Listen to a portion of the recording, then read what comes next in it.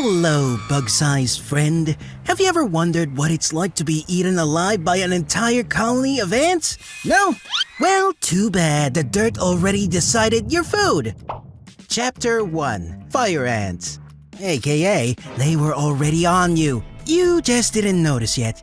Okay, good news. Fire ants aren't aggressive hunters. Bad news? You just sat down directly on their house. You look around, the jungle is quiet. A leaf falls somewhere nearby. Very peaceful, honestly. Nothing seems wrong at all. Then your leg itches. You scratch it. Then your arm itches. You scratch that too. Then your neck itches. You go to scratch that and accidentally scratch an ant instead. Then you look down properly. You are completely covered in red ants and have been for at least 45 seconds. Here's the horrifying part. Fire ants don't sting immediately. First, they climb, silently, hundreds of them moving up your body in total calm, waiting until every single ant is perfectly in position before anyone does anything at all. It's coordinated, it's patient. It's the most unsettling thing that has ever happened to you. Then every single one stings at exactly the same time. Fire ant venom contains toxic alkaloids called solenopsins, chemicals specifically designed to cause burning pain and tissue damage at the exact same time. Your nerves notice immediately. It feels like someone shoved hot needles under your skin, hundreds of them, all at once. You snap at your arms trying to rip ants away, but every crushed ant releases alarm pheromones, which signals more ants, which means more stinging. You spot a puddle nearby. You dive in to wash them off. Genius plan. Fire ants survive flooding by linking their bodies together into floating rafts. So now there's a raft on the puddle. It's heading directly toward you. It seems annoying. New survival rule. Never trust puddles. Never trust dirt. Honestly, just never trust anything that touches the ground. Chapter 2. Army Ants. AKA 15 million mouths moving as one extremely patient and extremely hungry thing. At first, you hear them before you see them. A soft rustling rolling through the jungle floor like rain somewhere ahead. Except it's getting louder and closer, and it doesn't sound like rain anymore. Spiders sprint past you, beetles launch off leaves, a lizard bolts sideways without even glancing back once. Animals don't abandon entire sections of forest for no reason. Then the forest floor starts boiling. A black wave spills over the dirt ahead of you. Millions of army ants moving together so tightly they almost look liquid. Some colonies contain over 15 million ants, every single one communicating through pheromone trails stronger than any traffic system humans have ever built. You turn and run. Bad idea. The swarm moves like it already knows exactly where you're going. You duck behind a giant root. The ants go around the root. You climb up the root. The ants climb up the root. You jump off the root onto a rock. The ants were already on the rock. You jump off the rock into a gap between two logs, thinking the gap will stop them. Army ants can connect their own bodies into living bridges, allowing the entire colony to cross any gap without slowing down for even a single second. So the gap you just jumped across, they built a bridge. Not with sticks or leaves or anything reasonable. With themselves. The first soldiers reach you and lock on with massive mandibles, bigger heads, stronger jaws. Their only job is holding prey perfectly still, while workers rush past them carrying pieces of everything that isn't moving fast enough, including pieces of you now. You're not moving fast enough. You try one last escape. You grab a vine and swing. The vine has ants already on it.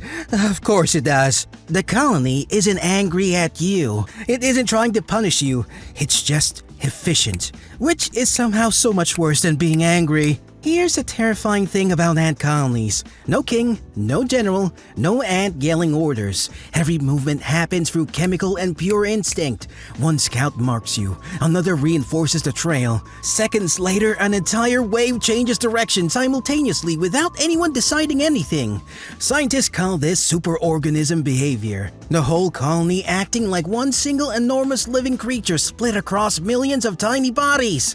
Which honestly explains absolutely everything you just experienced. You weren't being attacked by insects. You stepped into the nervous system of something much, much larger than you. Anyway, it gets worse. Chapter 3. Bullet Ants. AKA, the name is not an exaggeration. It is, if anything, an understatement. For a moment, everything feels calm again. No swarms, no burning puddle rafts. Just giant trees swaying gently overhead while you limp through the forest, trying to remember what it felt like to not be in pain. You find a nice sturdy branch to lean against. You reach out your hand. You place it on the branch. Big mistake. A bullet ant sting punches through your arm so violently your entire body locks up before your brain even starts processing what happened. Scientist who professionally allows insects to sting him, which is a real career he chose on purpose, described bullet ant pain as waves of burning, throbbing, all-consuming pain that continues unabated for up to 24 hours. People compared to being shot, being electrocuted, walking barefoot across burning charcoal covered in broken glass. Except none of those things last 24 hours. This does. Your arms shake uncontrollably, muscles tighten until they feel completely frozen solid. Nerves pulse like live electric wires, sending waves of agony straight through your chest and into your spine. Then another sting hits your shoulder, then one on your hand, and one somewhere you can't even identify anymore. You currently have 9 stings. You try doing the math on how many total pain hours that adds up to. You stop doing the math because it's genuinely too depressing to finish. You stumble sideways and fall off the branch you were leaning against. The branch was approximately 2 inches off the ground. You lie in the dirt making sounds that would embarrass you significantly if literally anyone else was watching. Several bullet ants observed this from the branch above. They seemed completely unbothered. They were already back to doing ant things before you even hit the ground. Chapter 4. Trapjaw Ants. AKA, faster than a human can blink. Literally, this has been scientifically measured in a laboratory. At first, you only hear clicking. Tick, tick, tick, like tiny stones tapping together somewhere in the dark around you. You stop walking. You look left. Nothing. You look right. Nothing. You look down. Still nothing. You lean forward to get a closer look at the ground. Which is the exact wrong decision. Trapjaw ants lock their mandibles open like loaded springs. The moment tiny trigger hairs are touched, the jaw snaps shut in under a millisecond. Faster than a human blink can even complete, at record speeds over 140 miles per hour. You touch a trigger hair with your nose. Snap! The impact feels like a stapler slamming directly into the middle of your face at full speed. Then another fires, then a dozen simultaneously. Some ants hit with enough force that they launch themselves completely backward off your body after impact, like tiny living bullets bouncing away. Which almost sounds funny right up until you notice the small pieces they're carrying with them when they land.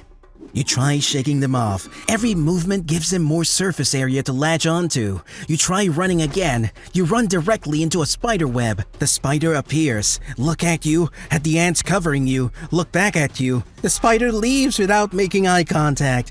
Even the spider decided this situation was not worth its time today.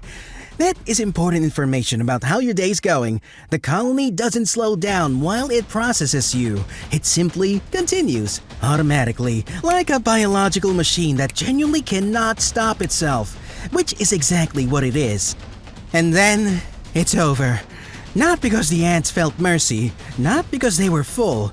Army ants are nomadic. They finish processing what they need and keep marching because stopping means starvation, so they simply move on without looking back once. The black trail fades slowly into the forest. The jungle goes quiet. Even the air feels completely still now, like the whole forest was holding its breath, waiting for them to pass. And all that's left behind is you. Or at least, what's left of you. You survived fire ants, army ants, bullet ants, and trapjaw ants today.